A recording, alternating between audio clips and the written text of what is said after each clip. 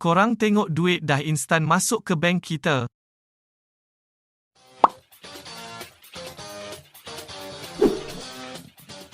Hai, jumpa lagi bersama Tips and Tricks buat duit online.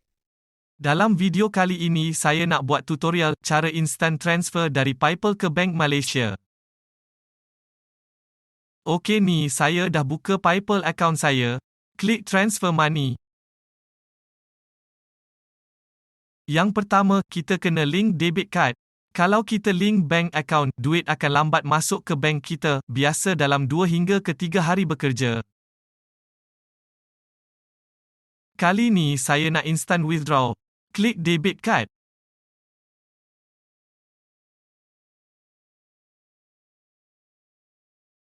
Masukkan nombor yang ada dalam debit card korang. Card type ni korang pilih ikut jenis kad korang, Visa ataupun Mastercard. Isikan expired date yang ada kat debit card korang. Dan masukkan security card 3 angka yang ada belakang kad korang. Alamat ni masukkan je alamat apa saja. Korang jangan risau, sebab PayPal ni selamat digunakan. Klik link card. Dan korang akan dapat OTP. OTP ni nombor yang korang letak kat profil PayPal korang. Bila dah masukkan OTP, klik Done. Okey, dah linkkan debit card kita. Cara transfer ke bank. Okey, so duit saya belum cukup untuk withdraw. Minimum kita boleh transfer ke bank ialah RM40.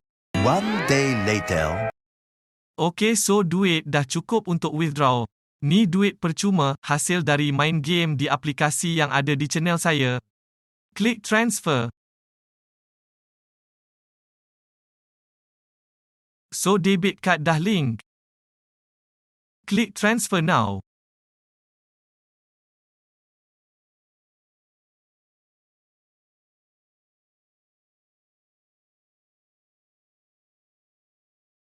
Korang tengok duit dah instan masuk ke bank kita.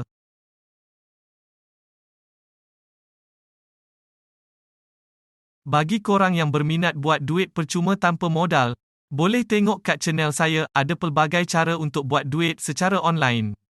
Tanpa modal dan guna modal. Bagi korang yang belum faham, boleh komen kat bawah. Jangan lupa bagi sokongan, like, komen, dan subscribe. Terima kasih.